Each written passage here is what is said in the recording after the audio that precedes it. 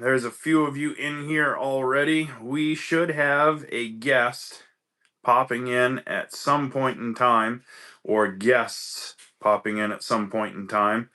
Uh, I apologize for having this set up the wrong way earlier today. It said 8 a.m. It should have been 8 p.m., but that's okay. Today is a very good day, and once some more people get in here, I'll tell you why that is, and we'll go through all of that stuff. Um, but I just wanted to start a little bit early, just so that we could see who is here. And I've never done this split screen live, so we'll see how it works, and we'll see who pops on here. Should be a good time. So we'll see what we get. But got BZ, Firewood, and Rust. Dave Edwards, Joe the Grower is in the house, Bill Saflarski, Sherry Miller.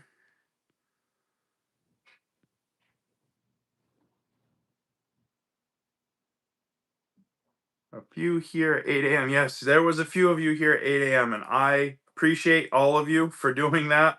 It was a oversight on my part. I thought I had clicked PM, but I did not. So it was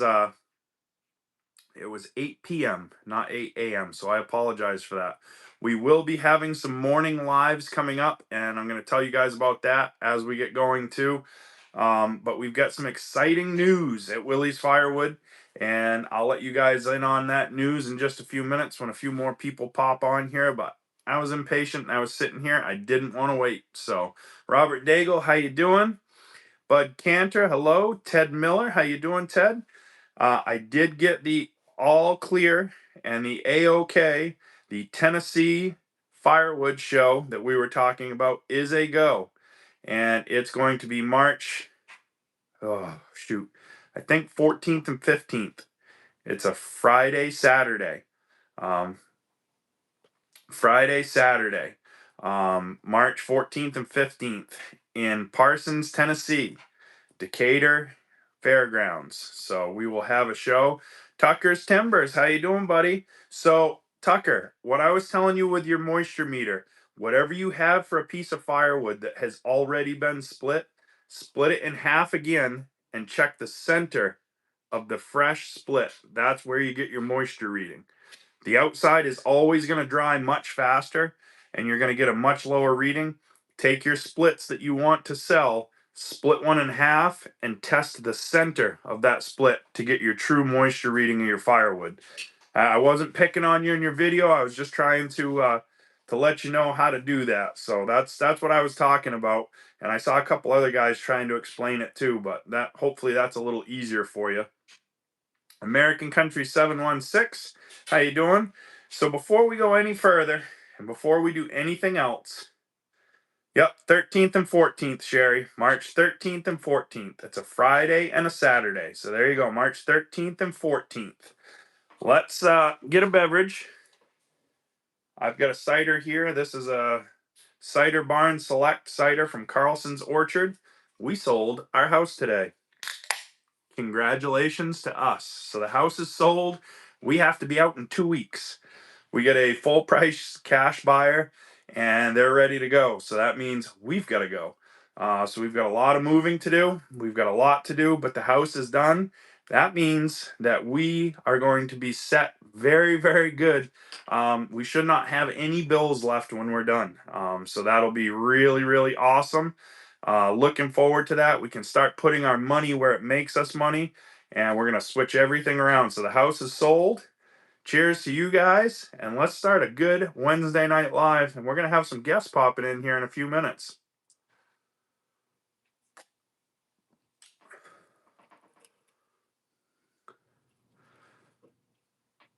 Yeah, whatever works, Robert. We'll figure it out. We'll make it work. So we'll figure it out. We got to get some firewood done for you either way, but we'll make it work.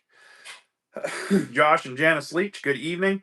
I don't know if we're going to get some spammers from this being in the vertical format, but if they happen to go and they happen to get in here, we'll do what we need to do. Mrs. American Country, I am feeling fine. I had a cold, And I still have a little bit of a cold, so that's why I sound a little stuffy. But I'm feeling good, so I appreciate that. Thank you very much. But selling the house was a big relief. We were trying to get out of the house before winter, so we didn't have to heat two houses and do all of that. Now we've just got to move. I was looking at some of the rooms today, trying to figure out which ones are the easiest. I don't think it really matters. I think we just pick a corner and go and see what happens. So we'll do what we need to do. Ben's Firewood, how you doing? Good to see you, buddy. So I got a question from somebody today, from two people actually, and they wanted to know, what temperature do you want your wood splitter to run at before you turn a hydraulic cooler on? The answer varies between all the manufacturers, but I'm going to tell you what I know from my experience with hydraulics and the way everything works with hydraulics. Anything 140 degrees and over, you're pushing the limits of your oil. If you can keep your temperature 140 degrees and lower, that's where your optimal operating temperature is for your splitters. So if any of you guys are wondering, I run mine under 140 all the time. I do not run it warmer than that if I can help it. You start running it warmer, you get buildup, you get burning of the oils, you lose some of the issues. But I keep my splitter cool. I keep my hydraulics cool. So whatever we got to do, that's what we do. But that's just my 2 cents worth. Yeah, 902, I am not looking forward to moving, brother. We're only going 5 miles up the road, but still not looking forward to moving. That's for sure. James Lacey, how you doing? So got everybody popping on here and go from there. Yeah, a hand on the hose is good. If you can't hold on to the hose, then it's too warm. So that's usually a good indicator right there that you need to do something a little different. I'm going to see if I can turn my cell signal off here. Hang on just a second.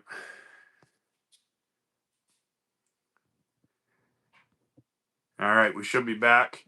And I turned my cell signal off so nobody can call while we're doing this and interrupt the live stream. So, so for those of you that are just coming on here a little later, we sold the house today.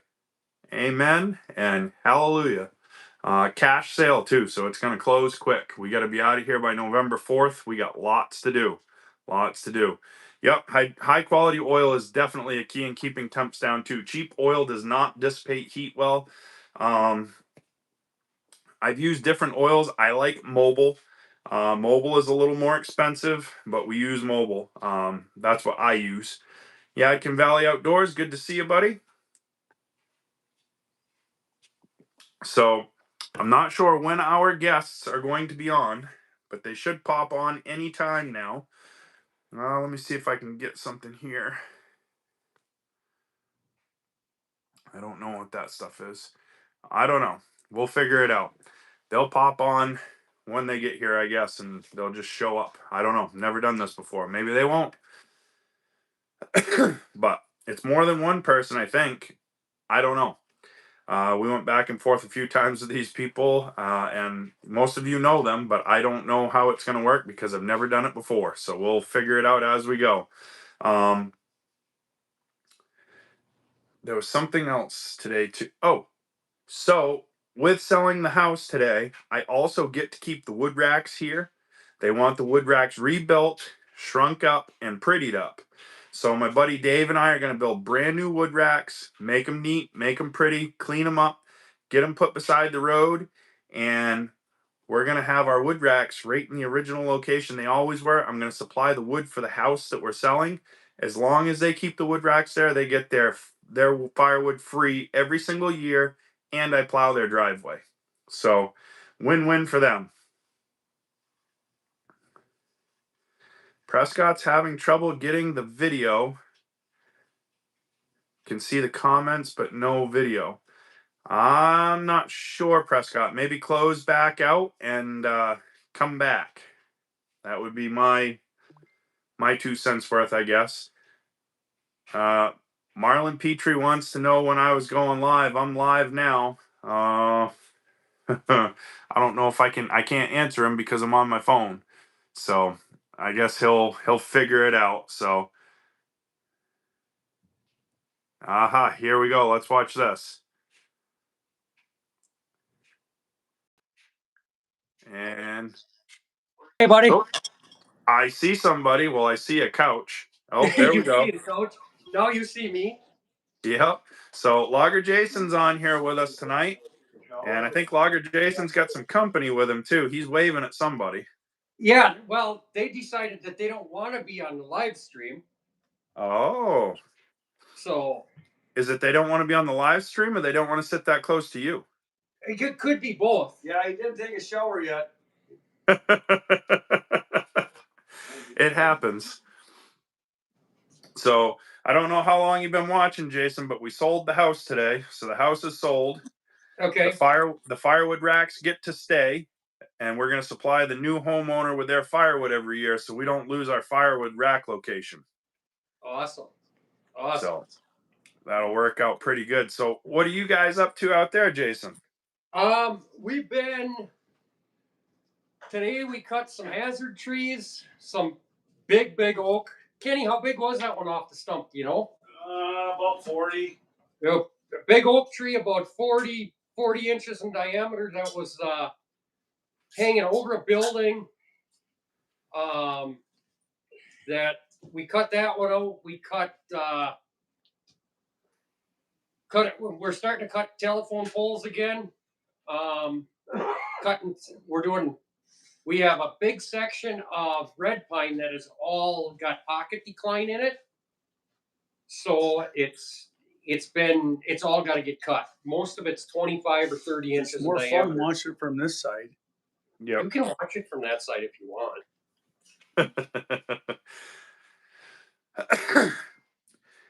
Yeah, so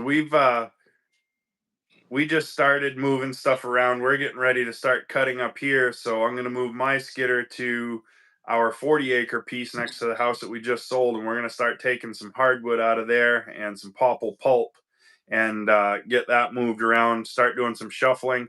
We're trying to figure out if we're going to develop the land next door and put in 2 or 3 spec houses and sell them ourselves, or if we're just going to sell the land and walk away and head to the new homestead and call it a dance. Okay. So, but I want the wood off at first before anybody does anything. So I'll be moving the skidder over there, and we'll be getting the wood out at least. You need to come help us till let's see, like January, February. We'll be done here, and then we can ship the processor and the forwarder over there and make quick work of it. Probably be a little expensive to travel that distance with it, but that would work a lot faster than running cable by hand. That's for sure. Oh yeah. Oh, do you guys recognize that mug sitting next to Jason? Look at that. It's Kenny. How you doing, Kenny? Living the dream right here. Oh yeah, every day's a nightmare. Is working for this guy. Jim's here too. Yeah. Yeah, we've had a couple good days. These two guys, as much as they say they don't like working with me, they kicked some butt yesterday. Cut almost 12,000 feet of logs. That's a good day. That's a good day. Especially considering that everybody in that room, just like this room here, is a spring chicken and 20 years old and running on their toes, right? Yeah, exactly. Yeah, right. Exactly. Me and Jim are ancient. Right. Yeah, no, so we had an issue up here this week. Graham fell and broke her ankle and dislocated it and had to have surgery. So I've probably lost Gramp in the wood yard for at least a month or two until Graham's able to get back around again. Okay. So that's a good thing because I've got more equipment coming to help with the firewood stuff. So we shouldn't be too far off with that. So we've got some new stuff that's going to be showing up in the wood yard within probably a week or two. There's nothing on the screen here. We can't see you. I don't know. You, I can see you guys. You got better equipment. This guy's got a shoddy. Well, no, it's the internet. Internet, yeah. Yeah, YouTube has been messing up tonight. I was trying to watch some videos and it was skipping and jumping and hopping and it was something else. But I saw that Marlon from Twin Rivers Firewood just hopped on here. So Marlon is putting on a show, and I've talked to you about it, Jason. It's official. Yep. So Okay. March 13th and 14th in Tennessee, Parsons, Tennessee, at the Decatur County Fairgrounds, we are going to have a firewood only expo show with just firewood and sawmill equipment. So if anybody is interested and has contact for vendors or wants to reach out to either myself or Marlon, you can reach out. Booth space is $500 for a booth. All of your wood is provided for free. Okay. So Okay. we're hoping to get as many people down there as we can and kind of do like an Ohio wood burner style show, just a firewood only related show, and just have a good time. So it seems that based on the chat, it looks like there's a fair amount of people, and me included, that are getting a black screen. Yep, I think it's YouTube. We had issues with YouTube earlier. I was trying to watch, and then somebody says they had to reset their phone. Probably not yet. Yeah, you did. There's so many people. I don't know. Oh yeah, there's so many people. You know them, and when you see them at the show, It's it's like, oh yeah, that guy. yeah. Yeah, I don't. You're that guy. That guy. Yeah, yeah, I don't remember any of the names, and somebody will come up and say, "Oh, I'm so and so. I comment on all your videos," and I'm like, "Yep, sure, sounds great." And then I'll go back and I'll be watching videos, and I'm like, "Oh yeah, I know who it is now." It takes about 3 years, I think, for me, because I'm retarded. Retired. So Tucker wants to know where the show is. So the show is in Parsons, Tennessee, March 13th and 14th. So Marlon from Twin Rivers Firewood Products, Twin Rivers Wood Products, and myself, we're going to try to organize this, get a bunch of people in, and get everything set up, and do a whole bunch of setup. And like I said, we're going to have plenty of wood. You won't have to pay for any of your wood. A lot of these shows, you got to pay for your wood. Marlon's going to provide all the wood for free. And I think we're going to donate all the wood produced at the show to a good cause. I'm not sure what that cause is yet, but we're gonna work on that too. Cool. You could donate it to my firewood pile. I don't think we're going to do that. That's a long way to travel from Tennessee, but it sounds good. Yeah, I ain't cut any wood in like a month. Yeah, you did. You cut trees every day. Well, I mean firewood. Firewood. Yeah, I'm a little behind on that. Well, not really, but Yeah, this is the time of year that our firewood usually slows down. We'll slow down right now until about Thanksgiving. And then 2 or 3 weeks after Thanksgiving, it's a mad dash and rush. And then we'll go back to slow until after Christmas. And once everybody pays for the holidays, then you can just take off and run, because nobody wants to work when it's cold. And we stay busy right through the rest of the winter after that. Yep. Yep. We're first year I did firewood. I got so nervous this time of year. It started getting cold, and we didn't sell hardly any firewood.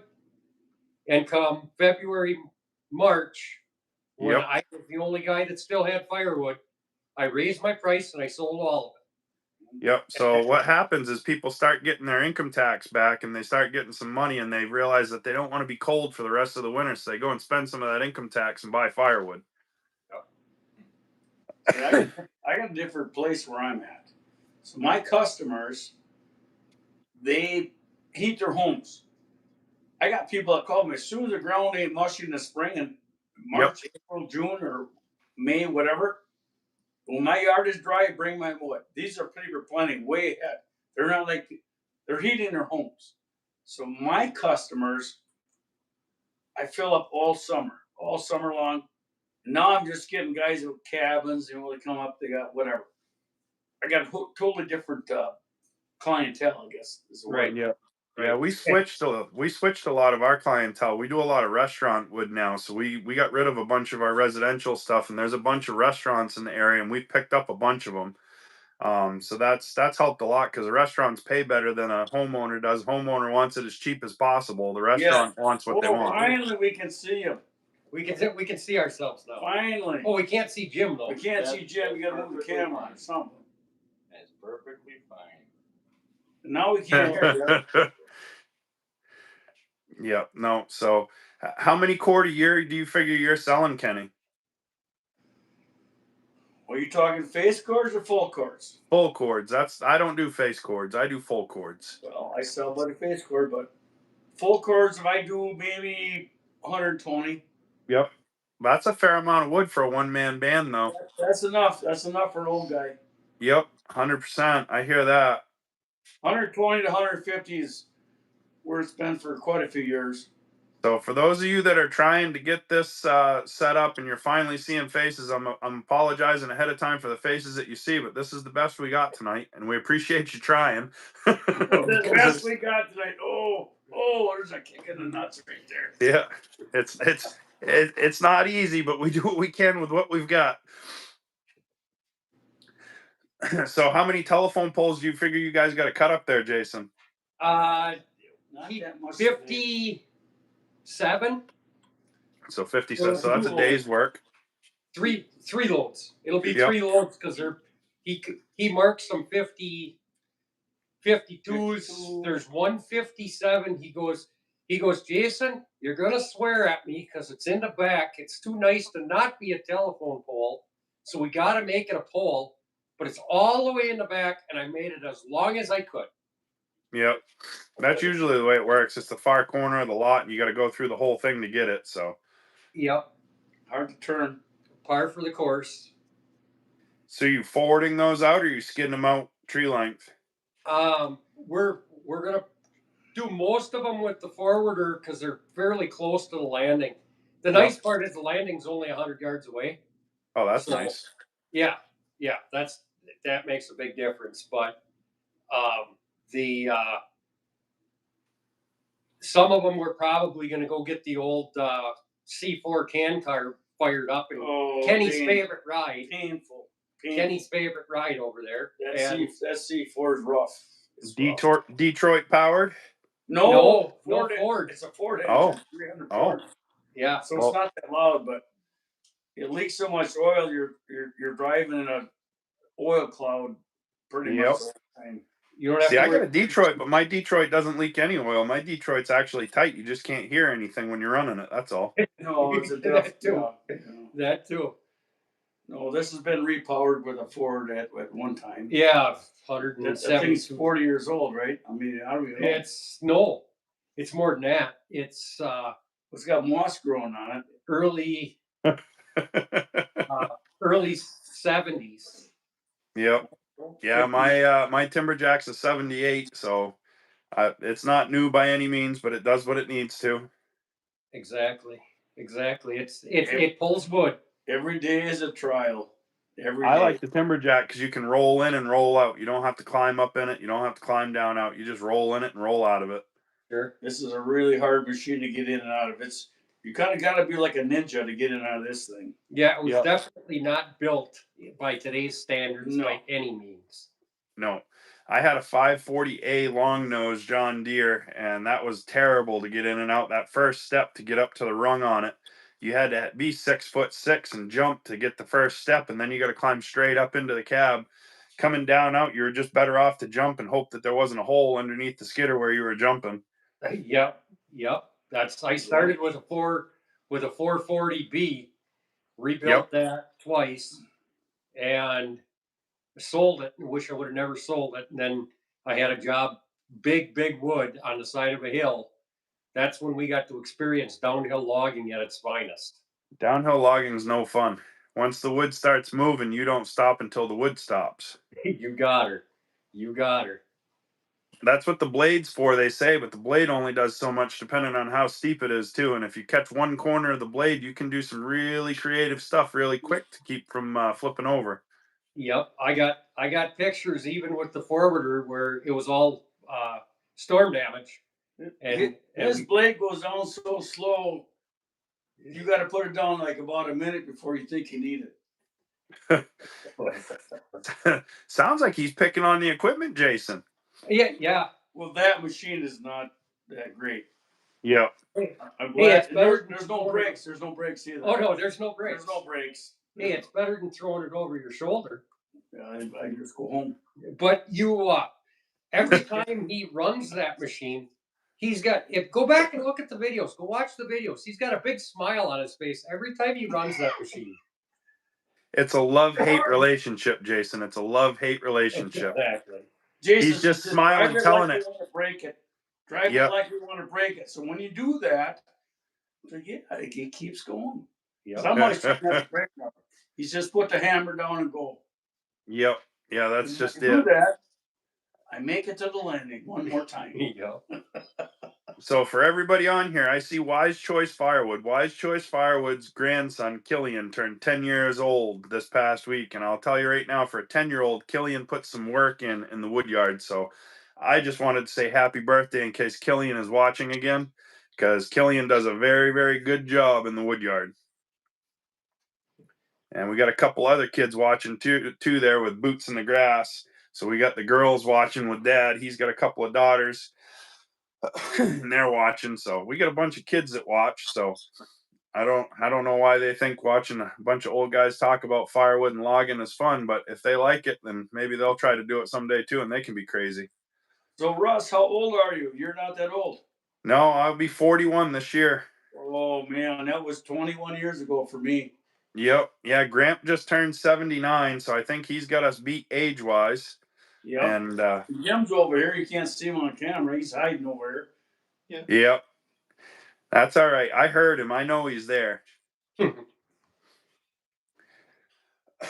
So what's new at Brute Force / Timberwolf Logger, Jason? I'm going to do another. I'm actually going to go over to the Brute Force factory next Monday and see what I know. I know they've started heavily assembling Pro LPs as of last week, or as of this Monday, actually. Yep. They were pretty heavily starting to put the Pro LPs into production. You guys have sold quite a few of those since you released those. Yeah. 20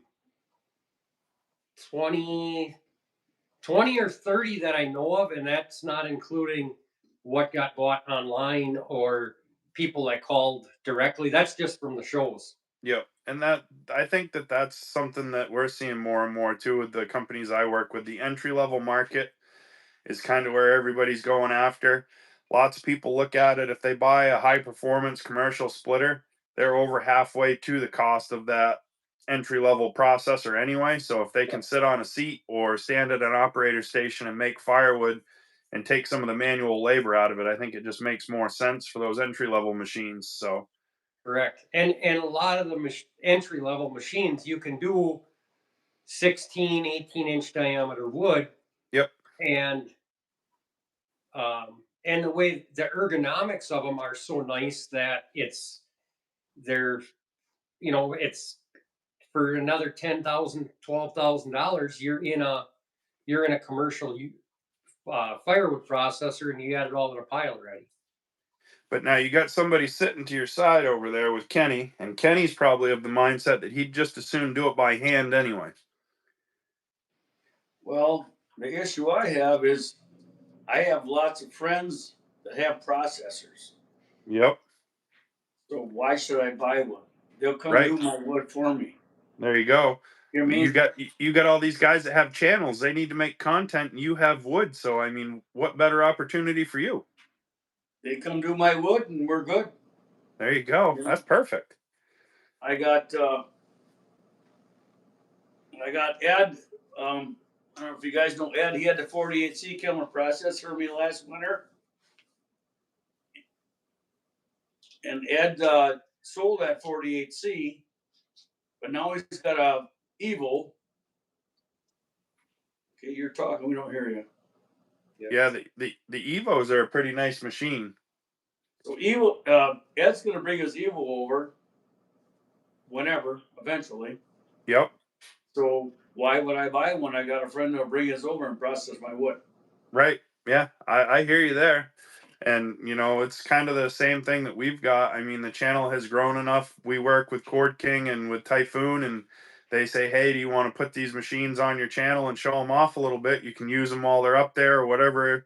And I'm not going to tell them no. I mean, if I get to use it and get some runtime on it, get some experience with it, so that if somebody has questions when they're trying to buy or something like that, heck yeah, I'll run whatever you want to bring up. So that being said, I don't know if you watched the live with Dan's down at the Bunyan. Me and Ed run Dan's live back 40 Dan. We had T-shirts made. We don't do, what was it? We don't have a channel. I don't have We a don't- channel. yeah.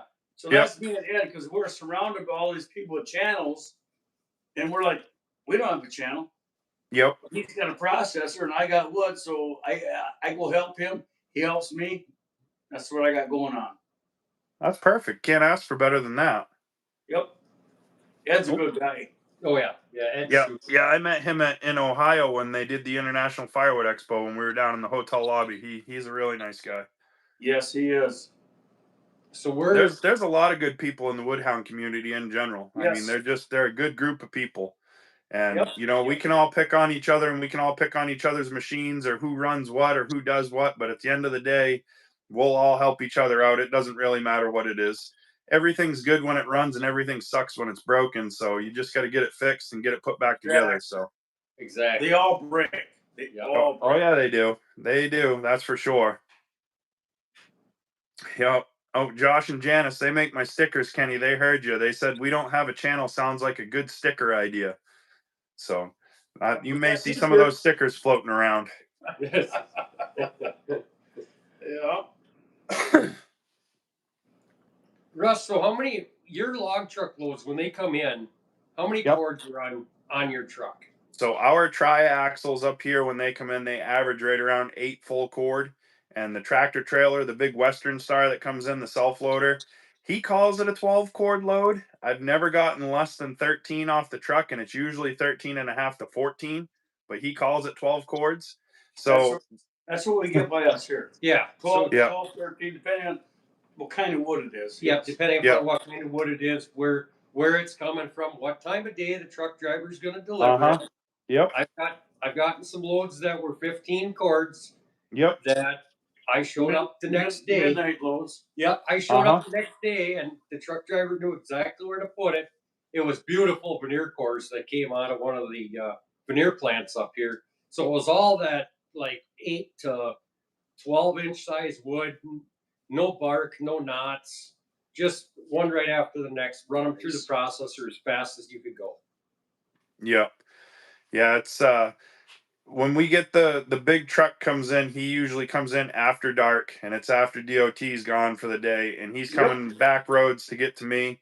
That's how And it works. you know, I measured the first 2 or 3 loads they brought us, and I told them I owe you for more wood, and they said you don't owe us for anything. Those are 12 cord loads, and I said, well, it's more than 12 cord. They said congratulations, you're welcome.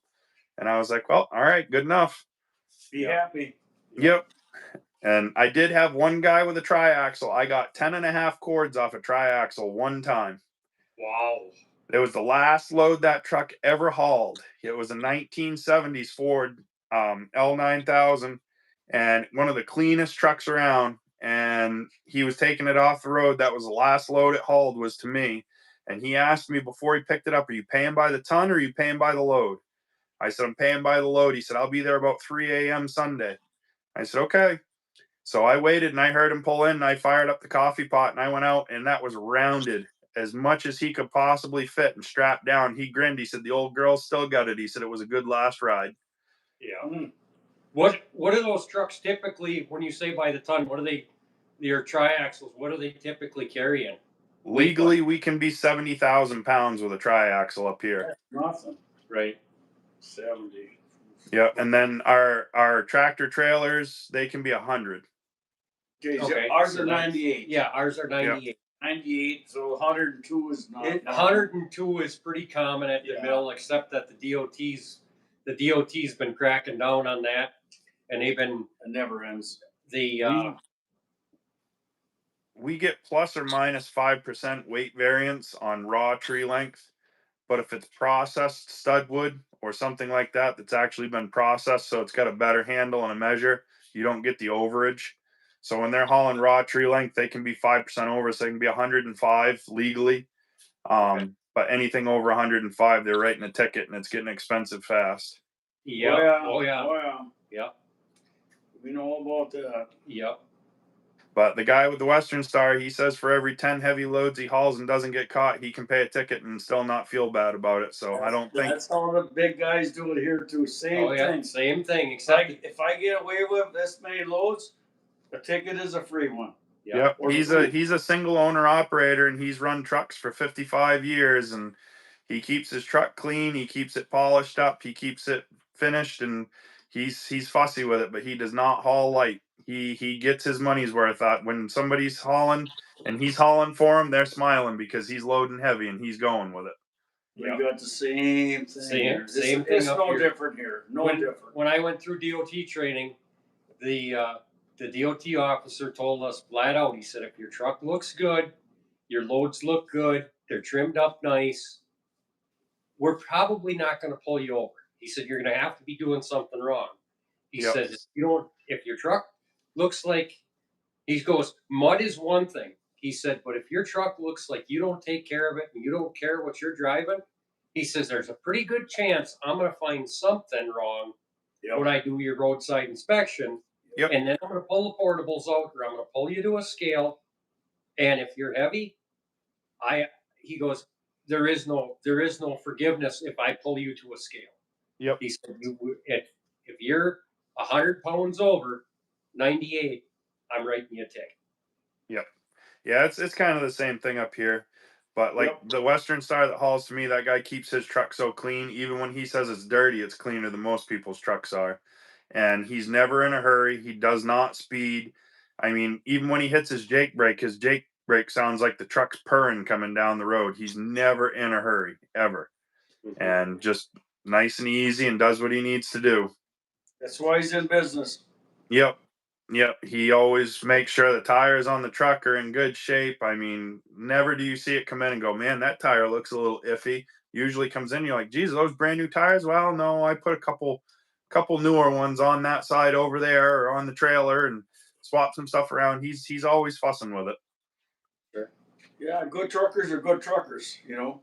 Yeah, we're actually gonna go for a ride with him in the next week or so and go grab a couple of loads for the yard, because he doesn't do YouTube, but he likes YouTube, and his grandkids and stuff watch YouTube, and he likes it when we put him in the videos. So we're gonna go take a ride in the log truck and go grab some logs and chat with him for a little bit. He got a Golden Highway Service Award last spring for 50 years of service with 0 accidents. Wow. So he's done very well. He's very fussy. He pays attention, and it pays in the long run. It pays. But for 70 years old, that man's got a handshake that'll put you to your knees in a hurry. He is a rugged man. What's this? Somebody had a question. I missed it. I was gonna say we can't. Lake Ontario, Kenny, how did you like the garlics? I have not tried them yet. I haven't been home enough to try them yet because my wife won't eat it. So I'm gonna have to make some burgers and throw it on. But I'm saving it. It's on the cover. Yep. I haven't been home ever since then. Right? Yeah, you were home. Mike, I'm gonna be on it eventually, someday when I'm home and I cook. 3 Green Acres, how you doing? Good evening, guys. So yeah, we've been renting the Cord King processor out. The Cord King they gave us is a rental machine, and I found out that some people are excellent renters and some people are terrible renters. And so far I've had 2 excellents and 2 terribles, so we're 50-50. And I don't know if it's going to stay 50-50 or not, but the 2 terribles do not make up any ground on the 2 excellents, because it takes a whole lot more time getting that machine ready after you get it back from them. They don't really break anything, but you can tell that they put the machine through its paces and used it for everything that it was worth while they had it. So what are they using up? Are they not, running out of bar oil? What's the downfall? one of the biggest issues I see is they're just not cleaning out from under the machine at the end of the days. So all that stuff's getting built up on hoses and wires, and they're pulling wires out, or they're pulling on hoses and kinking fittings and things like that when they finally do clean them out. I tell everybody, a couple times a day, just take a rake or something, reach under there, pull it out before it gets built up and it starts pushing on everything. But sometimes people just don't clean as well as others. How are those new chains working for you, Russ? The new chains seem to be pretty good. Once they get dull, though, they're dull. There's no in between. So they'll cut good. They'll cut good until they're dull, and then once they're dull, they're dull. What are you running? 404? Forester. Yeah. Yeah, 404. Forester chains. Oh, 404 Foresters. Yeah. Yep. Yeah, and that is one of the downfalls with those is they are a soft chain to start with. I'm not impressed with them so far. But The Oregon chain stayed sharper longer, that's for sure. Somebody wants to know who gets the rental for the Cord King processor. So the rental gets split between myself and Cord King. I get a portion of the rental for taking care of the machine, cleaning it and servicing it, greasing it when it comes back. The other portion goes to Cord King. And the same thing with Cord King. When I sell a machine, I get a portion of a commission. I'm not a stocking dealer, but they give me a portion of a commission on the machine. It's not a full commission like if I was a stocking dealer, but it still works out well for me because I have a machine to use whenever it's not in rent for the firewood yard to make videos with and things like that. And then the rest of the time it's out on rent and it's still making me money either way. So for a machine that's not mine, I call that a win-win. yeah, that's a good deal for you. It's a good deal for anybody, but the hard part is finding somebody that's going to take care of it when it comes back instead of just treating it like a piggy bank. And the minute it comes back, slap a new chain on it, say, "Yep, send it out the door," and off it goes. I mean, you gotta put them back together, check them all out, make sure everything's working the way that it should, so the next guy that gets it doesn't have an issue right off the bat when he gets it. So it takes some time to set it all back up and run it out and make sure everything's good.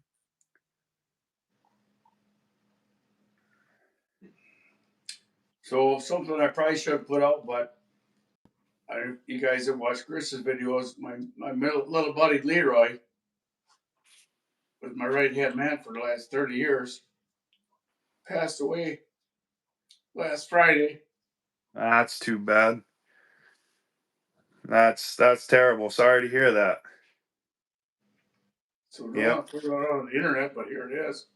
So Yep. yeah, we got a funeral from Saturday, so a couple days away. Yep. Wow, that's too bad. Sorry to hear that. He was a good guy for sure.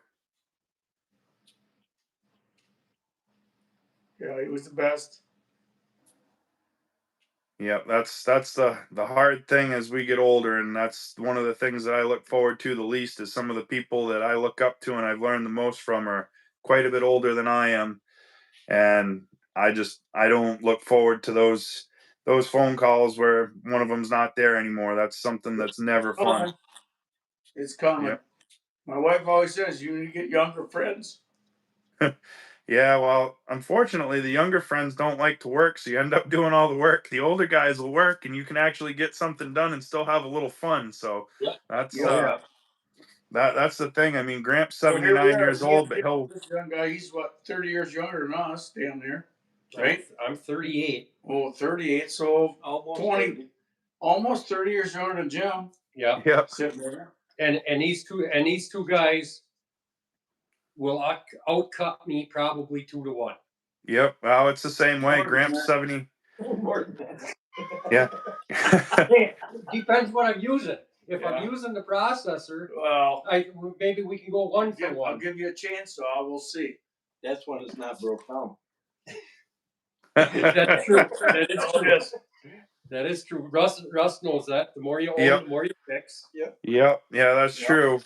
But I mean, even at 79 years old, if I'm running the skidder, if Gramp comes and chops for me, if he chops for a full day, he's 2 days worth of skidding ahead of me by the end of the day. He just he works at his pace. He never slows down. Every step has a purpose and a movement, and that's just to watch him work. I know everything on him is wore out and worn out, and he wouldn't tell you, but he just he keeps on going. It's crazy. I'll tell you, I'm wore out. Jim will tell you he's wore out. You? We're tripping and falling. He got smashed today when a top came off a tree. He's all bloody. Twice today he got bloodied up. Yeah. Yeah. He's tough, though. He's tough. Yeah, that's like Gramp. I don't know how many times Gramps caught a log off the log pile in the wood yard doing the things that he tells me to never do, but he still thinks he's 20 years old and can get out of the way quick enough. And, Nope. you don't bounce as good when you're that age. He got hit with a tree a couple of years ago, come off the pile and hit him in the back. He always said, never turn your back to the pile. And he turned his back and a piece come down and hit him and he thought he broke his back. But being old school, you got to go home and take a shower and get cleaned up first because you can't go to the hospital all dirty. So Went home, took a shower, got cleaned up, and told my grandmother I'm going to the hospital. I broke my back.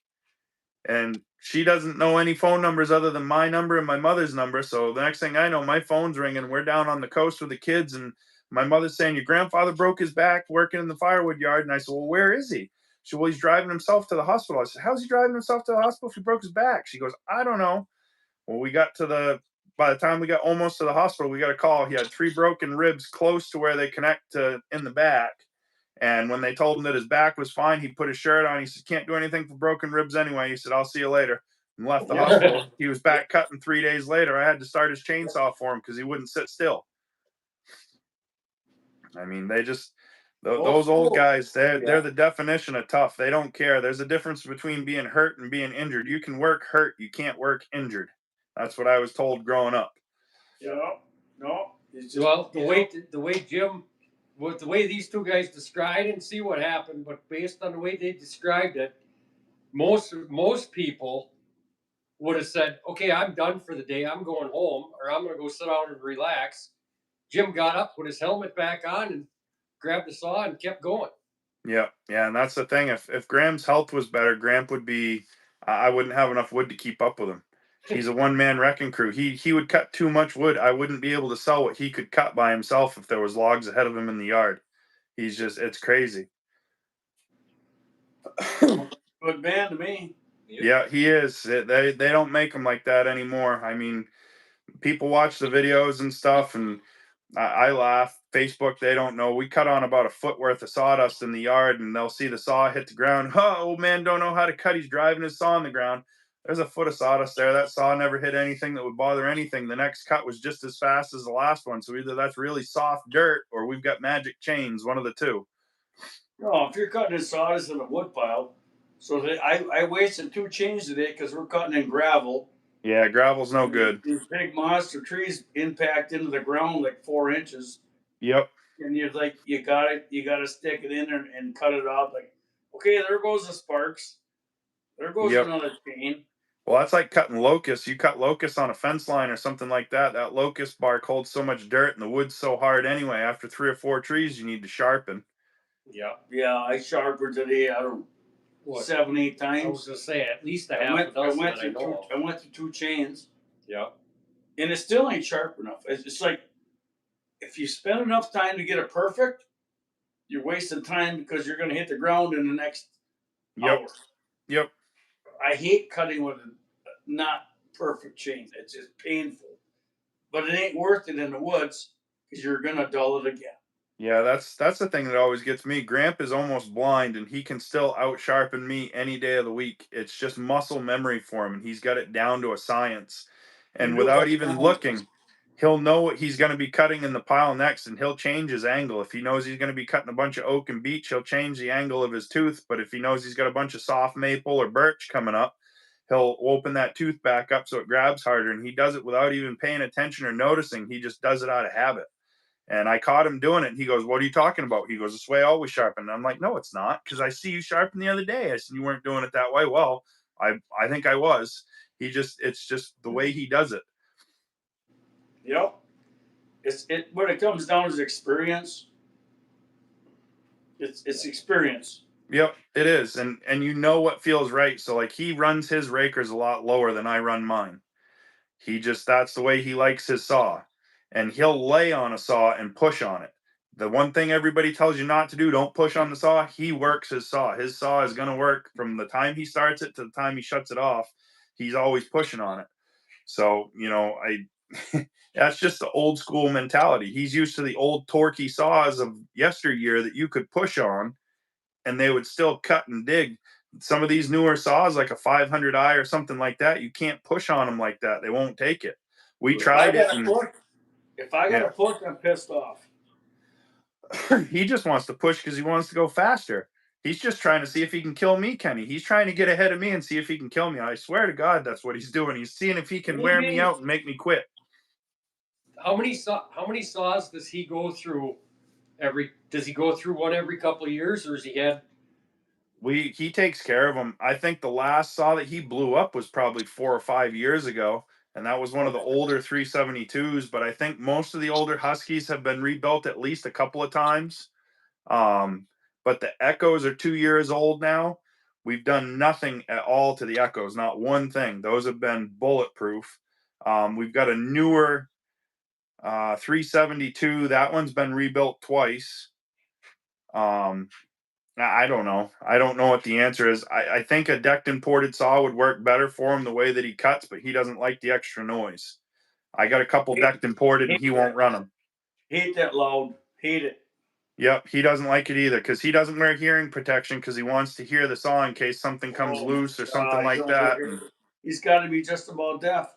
Yeah, well, he still hears pretty good because you can mumble something behind his back and he'll whip his head around awful quick, so he still hears it. He can hear you, but he know what you said, right? Oh, he usually does.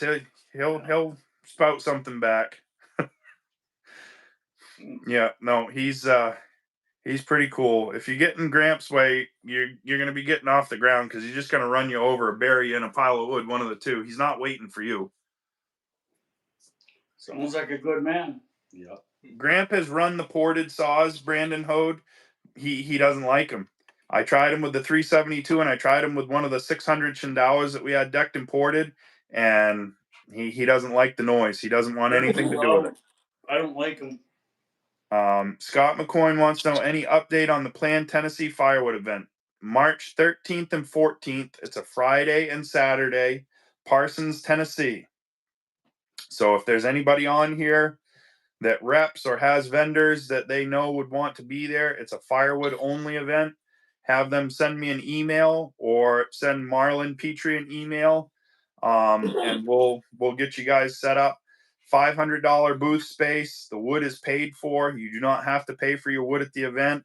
And we're just going to try to have a good time and get a bunch of like-minded people together and just have some fun.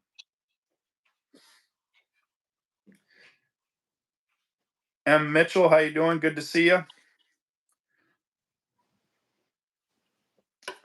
So what do you got planned for big winter work, Jason? You going to wear those guys right out this winter? Or are you going to be able to keep them through till spring?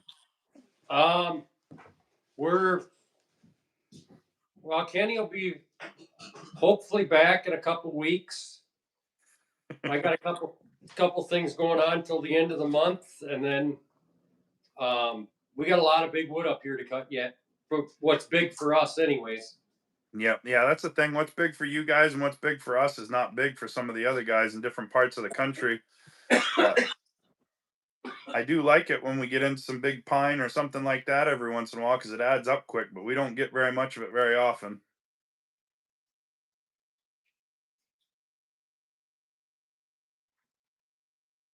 Ooh, did you guys lock up over there? Yeah, you were glitching a little bit. Yeah, it's Sean, we are based out of Maine. And bucking around, it's going to be in Parsons, Tennessee.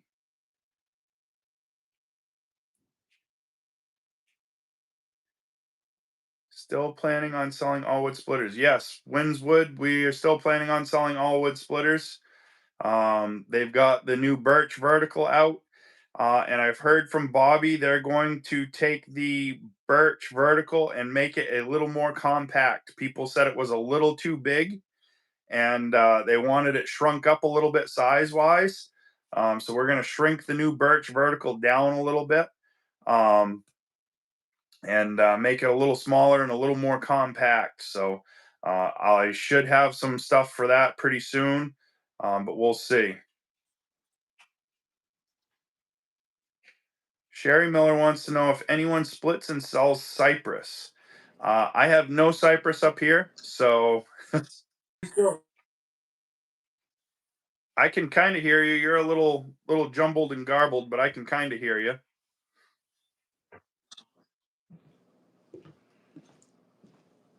Yeah, Glenn, Okay. the only show that Bobby goes to. Yeah, the only show. We're on Starlink up Oh, here. yep.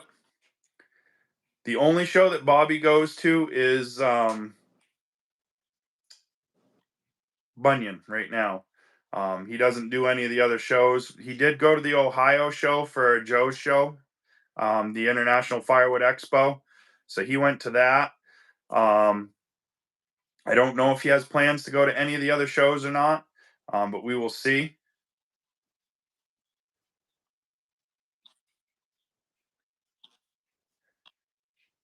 Clarence says Phil and Karen get the big pine.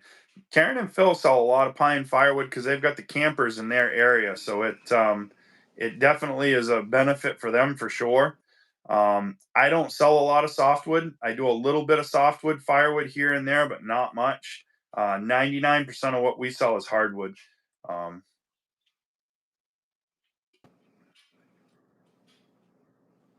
Yeah, yeah. Allwood definitely knows their stuff bucking around. Allwood has been building splitters for longer than most of these other splitter companies have been around. And Bobby knows his hydraulics. He builds a really nice machine, and he underrates them pretty heavily. So, my machine supposedly is only a 25-ton machine, but I have yet to find too much that I could not split with it. Some of it I've had to use a single wedge, but we've still been able to get through it no problem. You guys got better internet out there now, Jason? I think so. Yep, you're back now. You're not jumping around like Charlie Brown's teacher.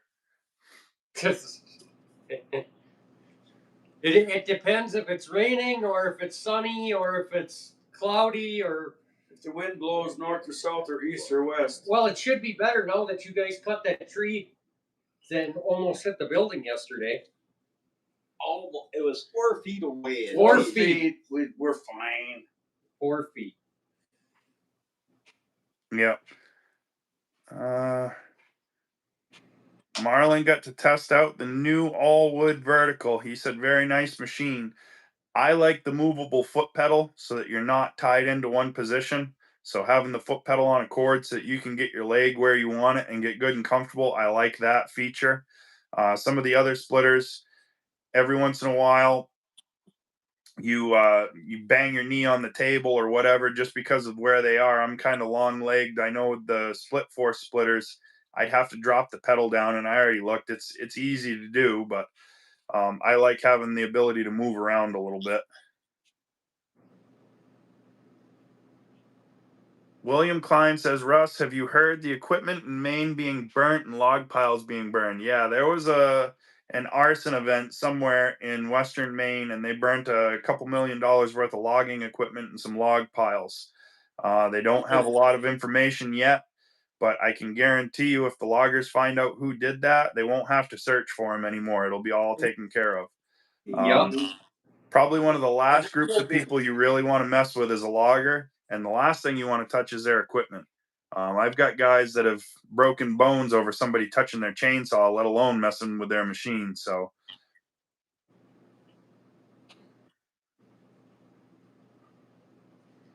Carrie Willick, how you doing, Miss Carrie? Good to see you. Russ, was that out on a landing someplace, or was that in a yard? It was out on gravel logging roads, kind of out in the middle of nowhere. So whoever was out there riding and up to no good. It wasn't like they just, saw it from the highway and went over and did something quick. And they were intentionally riding out there. So, Gotcha. The wedge speed adjustable on the Birch vertical. The wedge speed is not adjustable, but the wedge height is adjustable with a proximity sensor. So you can adjust it from, I think it's 10 inches all the way to 24 and stop it wherever you want in between. So Lobster fishermen are worse than loggers. yeah, I've seen guys shoot holes in hulls of boats for somebody pulling their traps. Those guys down on the coast, they do not mess around. They're nasty. Making a living.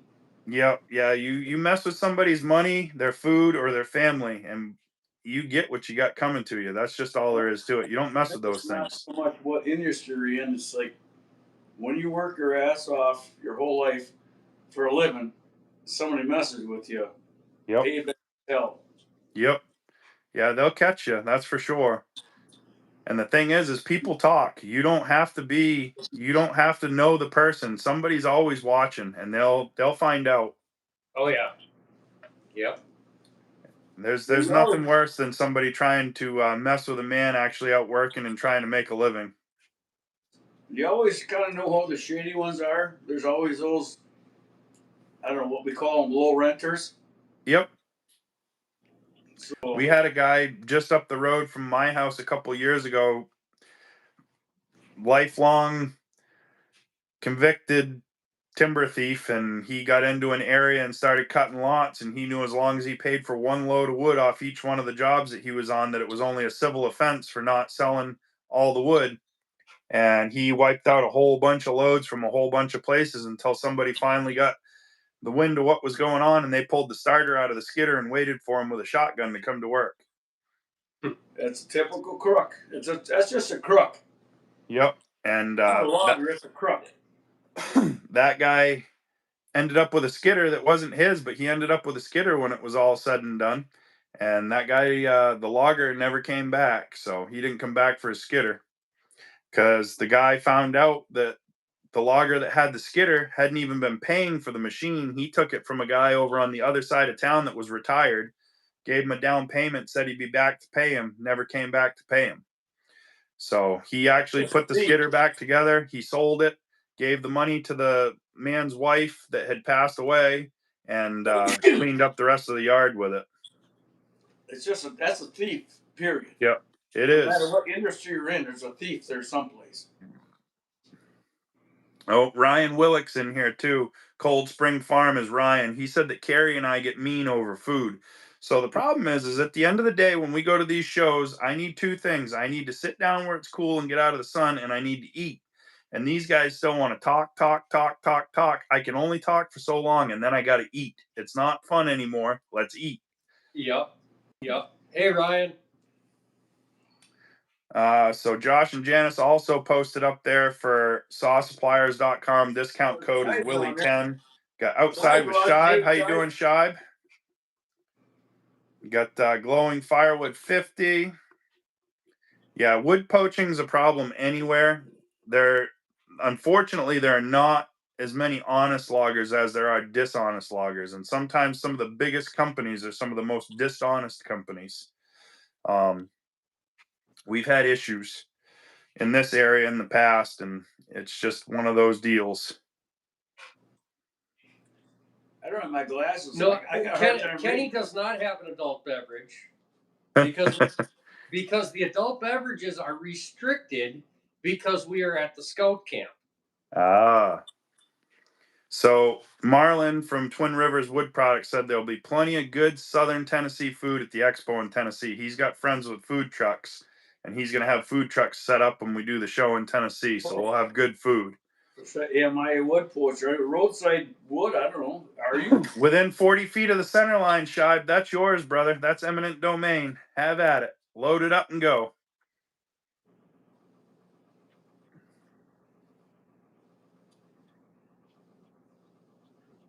Russ, did you ever? I know you and I talked a little bit about. Are you still working on hotel blocks to try and for the event down in Tennessee? I got to talk to Marlon and see what's close so that we can try to get a block of rooms or a hotel lined up for the majority of the people that are going. I just called him tonight and for sure got the date nailed down. He emailed or text the fairground lady, and she went ahead and said, "Yep, go for it. You're good," and took off, and we're running now. So What is that? I don't know what that is. I just got 100 something. Yep, same here. Yeah, Sounds good. Appreciate it, glowing. Appreciate whatever that was. Blowing firewood 50. Yep. So are you doing any roadside logging, Shibe? Is that why you were asking if you were a timber thief, or are you just asking for future reference? Wonder if I can see this better with my glasses on. No, it's just as bad. I'll just read it. I'll just read the comments to you. Oh, I just got to squint a little bit. So somebody asked Marlon if there was any. Oh, Shibe says it's for future reference. Oh, Clarence Dobson just got his first official Uncle Butchie's syrup sticker and sent his baby sister some in New York. So Josh and Janice made stickers for Clarence for the maple syrup that he makes. So that's awesome, Clarence. I saw those stickers on her printer on one of her Facebook posts. I figured that was probably you. So telephone poles. Are you guys getting a bunch of mud up there yet, or is it still staying dry? We're on pure sand. It's pure blow sand up Pure here. sand. You get stuck in it. We actually pushed the truck out Monday, I got stuck Monday or Tuesday yesterday morning. or day before. Yeah. Yeah, and we could use some rain. We got about 3/4 of an inch of rain last night, and it didn't even knock the dust down. So we could use some more rain. Yep. So Marlon from Twin Rivers said there's a Hampton Inn and Parker's Crossroad. He figures that's where most people will stay. So I'll have to look that up and see if I can get us a deal if we get a whole bunch of rooms there and see if we can get a little better deal. So that's where we'll end up staying. And they got guys getting free wood. I don't get free wood here ever. Never ever. I do now that we have Gramps Woodshed and we're doing a non-profit thing. I get calls for free wood all the time, but up until then, never ever.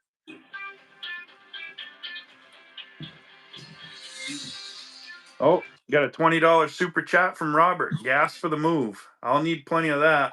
Even though it's just a little ways down the road, we're gonna have plenty of travel, and that's for sure. Yeah, double tap the screen, guys. There's 81 people in here, but only 24 likes. So Russ, I figured with your move, you'd just put everything in the bucket of the tractor and just shuffle it back and forth. that'd be a lot of bucket loads. We've collected a lot of stuff in the last 14 years, that's for sure. Got Davy's logging. Hey, Davy, how you doing, buddy? Good to see you. Hope everybody's doing well in the family. The Bunyan Hotel to stay at is the Residence Inn. The Residence Inn in Cambridge is where most of the people try to stay, and it sells out quick, Josh and Janice. So if you want to stay where everybody else stays, that's where they're going. Wise choice is going to the Maine coast tomorrow morning. Well, you're going to be close, Scott and Ann. If you get the itch and feel like you need to see some firewood or some firewood related stuff, you let me know. Russ, it's the Fairfield Inn, not the Residence Inn. Yeah, Fairfield Residence Inn. Okay. Yep. All I know is my Airbnb was much, much cheaper, and I had the whole house. So Yes. not that I don't like everybody, or not that I want to see everybody. I like saving money. I traveled a lot this year for shows, and I paid for all my travel myself. It's definitely an expensive venture when you travel this show circuit on your own. That's for sure. Symington Seasonal Services. Yes, I did. I just got it today. And I have a new blade coming. When the blade gets here, we've got a pile of stickers to put up. So we'll do all of that stuff and get all that situated and set up. So that'll be pretty cool.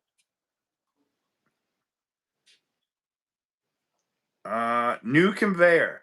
So Bobby from Allwood, I've got to talk to him, see where he's at, and I've actually got another company that reached out and they want to send a conveyor for us to try. They've seen our conveyor woes and issues trying to keep up with the Allwood, and they said that they can keep up with the Allwood no problem. So I told them to put their product where their mouth is, and we'll see if it will. Well, Russ, one other talking about conveyors. I know by the end of the year, Timberwolf is supposed to be coming out with a conveyor very, very similar to that orange conveyor that's going to be a belt conveyor. Matt's hoping to be, it's a 16-foot conveyor, hoping to be around, all self-contained, right around $3,500. Yep. So I'm pretty, that's a good price excited about that. Conveyors are not cheap. Conveyors have gotten expensive, just like everything else is getting expensive. That's for sure. So, it's one of those things you got to kind of look around and take your time and see what you can do, and look for a deal. Yeah. Yeah, Robert Daigle, me too. I take anything at this point. Uh-oh. Bucking around says he doesn't speak of the orange stuff. I don't care what color it is as long as it works. And Exactly. I don't care what brand it is for the most part either, as long as it works. If I could take everything and push it all together and not have somebody get hurt because I took the favorite feature I liked from their machine and put it on my machine, I could make something really, really nice. But the problem is everybody's stuff is really close together.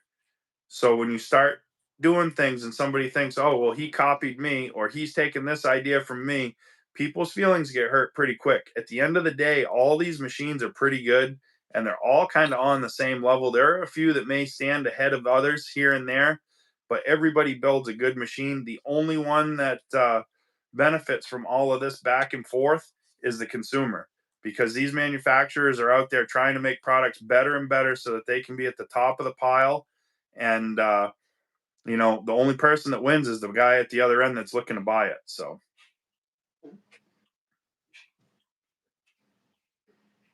Neighborly Homestead says he's happy with his Iron Rhino for the money. That was a good deal, Tim. That conveyor was not very cheap, not very expensive, and it seems to work pretty well. And I saw Mrs. Beaver, she got one of the Mech Max conveyors, I think it was, and they put that together and assembled that the other day for like $3,000. They're not a bad conveyor for a Right. smaller splitter. They work fine, but if with a splitter like mine, I've got to have something to get the wood out of the way, or I've got to have a wide throat conveyor, because if not, it just overwhelms it. I searched for conveyors for a long time and I tried all the wrong things first, Jason.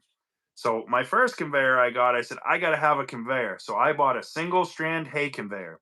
Let me tell you what that was. That was like taking a big pile of a turd and setting it on the ground and then trying to put firewood in it and expecting the firewood was going to jump into the trailer for you. Because those crimped links, the minute they got any tension on them whatsoever, because the wood didn't come off the conveyor, it popped the chain off. Yep. So I said, well, that's okay. I said, we'll do a different conveyor. So I kept looking around and I found a dual chain hay conveyor. I said, well, it's 2 chains. That's got to be better, right? Wrong. That was even worse. So then I went with a V-trough conveyor with a single chain in the middle with a real chain, but it was so slow I couldn't get the wood out of the thing. So I was constantly waiting for the conveyor to catch up and get the wood out of the way for me. So I tried speeding it up, and that was a problem because it wasn't meant to go fast. So it just fell apart on me. And then we ended up with the one I have now, and I've run it for 4.5 years pretty hard. That thing's put thousands of cords of wood into truck and trailers. Haven't really done a whole lot to it. So I'd say that the man that built it homemade had a pretty good idea what he was doing. Mm-hmm. And we started for years. I bought and sold sawmill equipment. So every chance I got, I was trying to find a conveyor. And I can't tell you how many sawmill conveyors I modified, but none of them had cleated belts or had Yep. paddles on them. So you could only get up about, on a 16-foot conveyor, you could get up 6-7 feet if you were lucky, and any higher than that, it didn't work. And then So what Rob just talked about, and I know Timberwolf has that. You guys have the radial stacking function on your conveyors too, right? Where you can swivel the wheels out. yes. So that's a radial stacker is what that is, Robin. A lot of the guys, once they do a 24-foot or longer conveyor, you'll be able to swing the wheels out, and then you can kind of make a windrow and work your piles back as you're going. That's a really nice feature if you're trying to put a big pile of firewood up and you don't want to move your machine quite as often. Bucking around, I'm telling you, if you've been looking at hay conveyors, look somewhere else. Hay conveyor is not a firewood conveyor. It'll work, it'll get you by, but it's not the answer. You could actually make them, Ted. So if you wanted a radial stacker, all you got to do is have somebody make you an angled bracket so that you can point your wheels and you can swing it back and forth. It wouldn't be hard. Any welder or machine shop could make you some.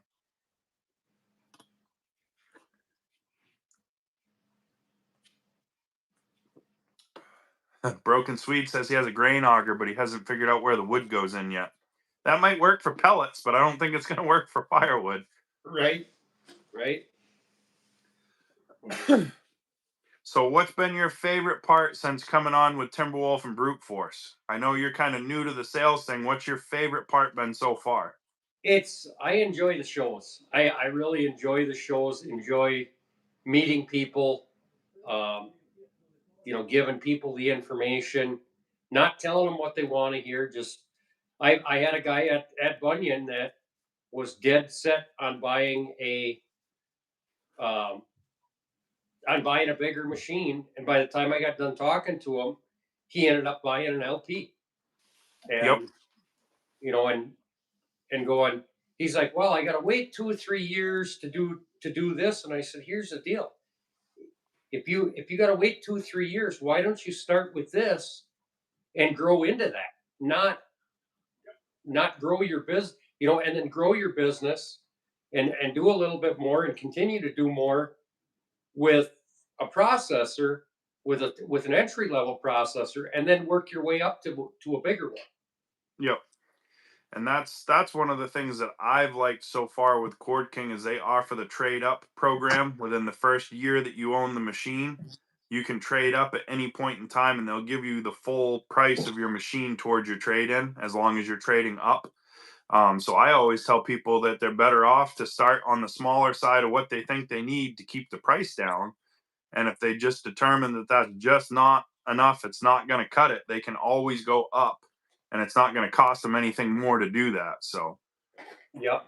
Yeah, and Timberwolf does something very similar to that as well.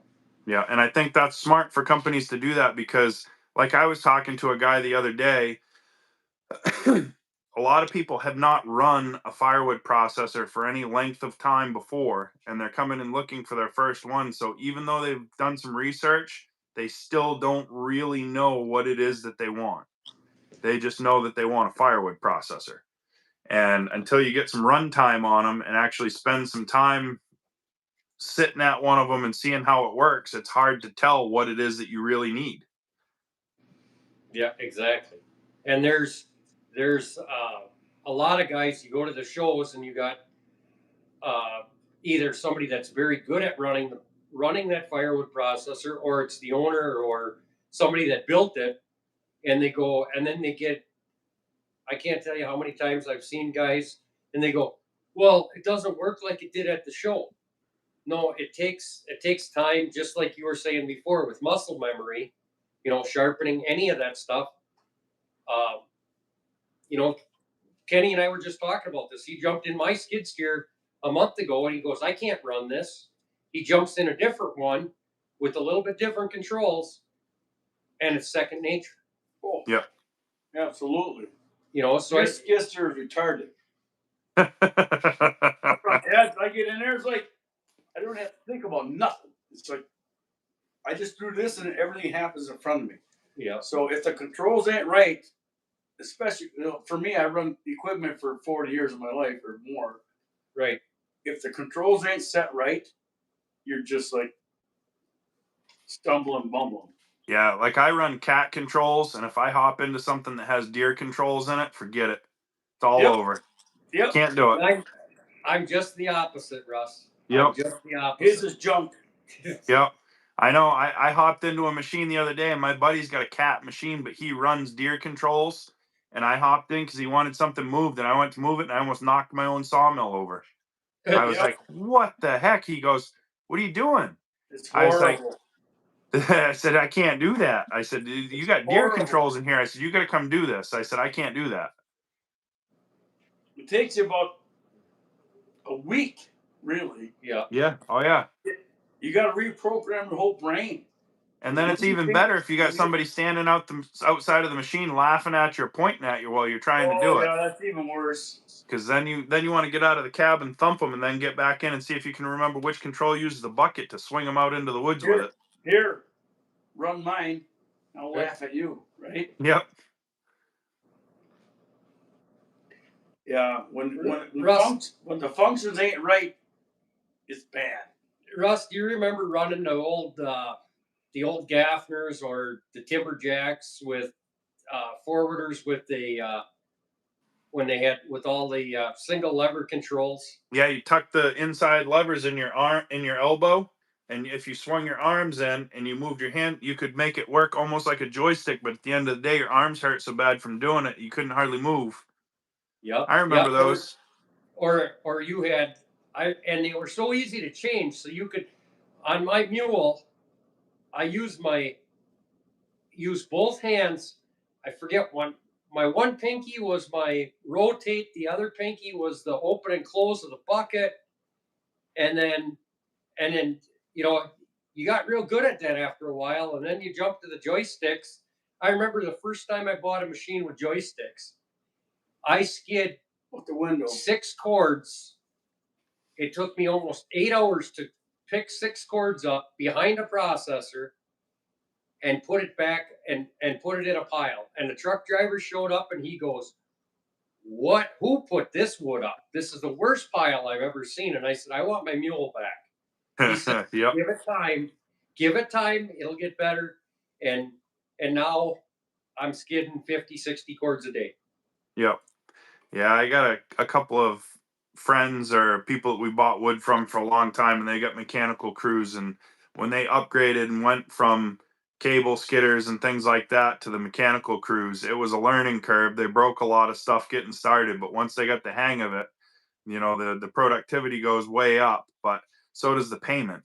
So I mean, Yep. you have to have the productivity if you're going to run those machines. At the end of the day, if you spend more, if you make more, you're going to spend more. So you got Right. to determine if you want to make more and spend more, or if you want to make less and spend less, because the guy with the cable skidder can still do it. The market is not good no matter which side you're in, whether you're mechanical or hand felling still, you can still do it, but you got to be smart with your money. Mm-hmm. Yep. So I And tell people all the time, start small, stay small. Let your business grow itself. Save some money. Put your money away. Staying small. I'm staying small. Yeah. You're supposed to be being retired, but I think you're working more now than before you retired, Kenny. No, it's never really changed. You're just seeing it with me working for him. It's always been the same. Yep. I do the same amount of work when I was working full time. Now I'm not working full time. I'm just doing side jobs, kind of, sort of. Yep. Yeah, it's one of those deals. I there's a great big guy near me. He does logging, he does earthwork, he does heavy haul trucking, he does tankers, he does everything. I mean, anything that you could do with heavy equipment, he does it. And when I first started my business, every time I'd see him, he would roll down his window, he'd slow down, he'd look at me, he'd say, "Stay small." Every time I saw him. And as I started getting bigger, he'd roll by and he'd shake his head and he said, "You're not listening, stay small." And I got to the point I had 7 or 8 guys at one point in time, and I was running around chasing them. And by the time I got done chasing them all the time, I wasn't getting any more done. We were turning a whole lot more dollars, but not making any more profit. So I went back to being small because he was right. I mean, unless you have an excellent team and deep pockets to start with, it's really hard to scale and grow a business because all it takes is 1 or 2 bad mistakes and all of a sudden you're in trouble. I've been staying small for 20 years. Yep. yeah. So, And go back to your comment about guys switching from hand cutting crews to mechanical. When I bought my first processor, the guy goes, "This is a $30,000 learning curve," and I didn't know what he meant the day he said that. You found out quick though, didn't you? Oh yes, I did. somebody say I can make my John Deere dance. Yeah, I beat the shit out of him, but it's a good little tractor. Yep. Yeah, I got that little 26 horse TYM. I beat the snot out of that thing too, and that thing's great. For a little tractor, it's fantastic. I don't think I beat it. I You use it to use the it. full extent. To the full extent until it breaks. And then you get somebody over to weld I it. don't break. Nope. I ain't broke nothing that major yet. It's small shit. I mean, I jacked the pump in it. I put bigger cylinders on it, and it's fast. It's really, really fast. So But it's still underpowered. Ryan right there just said that they put more money in their pockets logging with the tractor setup than they did running skidders and a bunch of guys. And we had a great time, but the stress wasn't worth it. So that's kind of, the same deal with my business. When we grew and got big, I had a good group of guys and we had fun, but the stress wasn't worth it because when you run a small business, your employees have to get paid. You can't expect your employees to wait. So there were times that I'd go a month or 2 without paying myself to make sure that they got their paychecks while we were waiting for checks for jobs to clear or things to come in, and they don't see that part of it, and it's just it's a lot of stress. You got to be half stupid to run your own business. Don't need none of that. It's all me. I mean, see, I'm way smaller than that. Employees? I don't pay employees. I had Leroy for 35 years. I Yep. did his home for 35 years. I said, hey, you want to cut some wood? Yep, let's go. I lost him. So, Yep.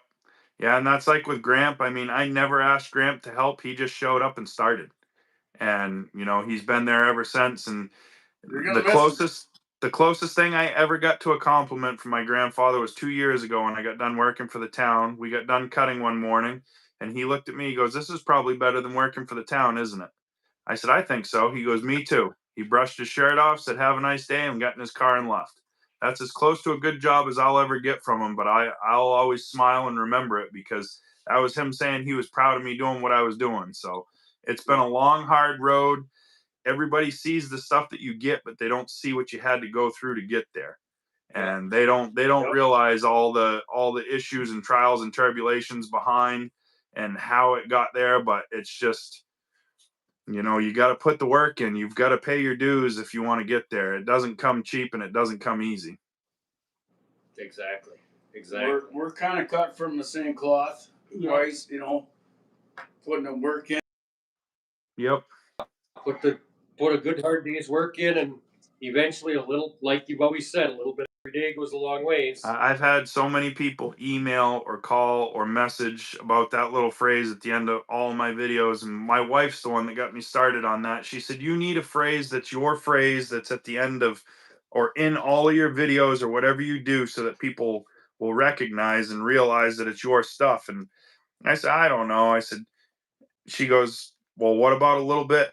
I can't, it wasn't my phrase, but it was kind of somewhere along the same lines. And I said, "What about a little bit every day goes a long way?" She goes, "Yeah." She goes, "I like that."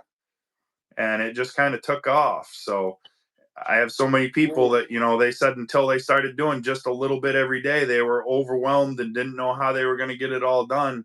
You don't have to do it all today. You just got to get started. Once you get started, the rest will kind of work itself out. That's how it is with me, my firewood business. 2 or 3, 4 hours a day, that's enough. Yep.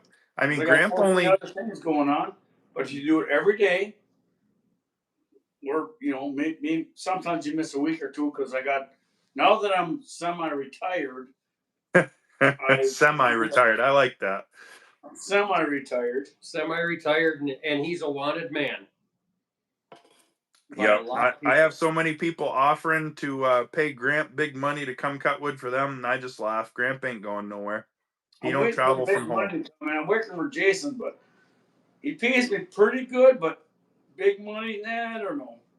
Yep. I always got to jack him up a little bit, Oh, you don't want to give him too much credit. He'll get his head gets so big you won't get him out of the camper in the morning to get back to work. He gets up way before me because I go and work for so many hours a day. He's sitting there in the cab all day. It's not that hard to work. Yep. I have people all the time. "Well, you don't do the hard work. Gramp does all the sawing." I said, "Well, you don't think the firewood splits and delivers itself, do you? And there's other parts of the business than just sawing wood. There's a lot more to doing firewood than just sawing or just splitting. You got equipment to maintain. You got paperwork to be done. You got a truck that needs maintenance. It's a never ending list of things. And if you ignore any of it for too long, you're going to be paying for it." Yep. Oh, yeah. Absolutely. BGW, I'm pretty sure you're exactly right because loggers don't retire. They just go find somebody else that wants them to work for them. No, I got a friend of mine that got me started who's 87 years old, and he's been up here 3-4 different times. He can't drive anymore, and his boys brought him up here, and he goes, "Jason, I want to go skid wood." I said, "Dan, have at it. Go ahead." Yep. And Mark Epping just said one of the things that I hate more than anything, and apparently he does too. He said the people can't be friends with people that say it must be nice, you must be lucky. Those people that say it must be nice weren't up at 3 o'clock in the morning wrenching and turning on a machine that had to be working the next morning at daylight or any of that stuff. But they see you in your new truck or they see you with your new machine that you just bought. Oh, must be nice. No, it was not nice when I was laying under the thing at 3 o'clock in the morning in the middle of the woods or in the middle of the yard because I had trucks coming that needed to get loaded. But I did it anyway. Yep. And normally when you're doing that, you're a nice, cool 50 degrees, 70s, fall day. It's normally 15 below zero. Or And, raining, pouring or rain. raining. Yeah. Yep. So yeah, But the whole must be nice thing. I just tell them, yeah, it is nice. I worked for it. You can do it too. And that's all I tell them. I just leave it at that. There's no sense in arguing with them. You can't argue with a fool.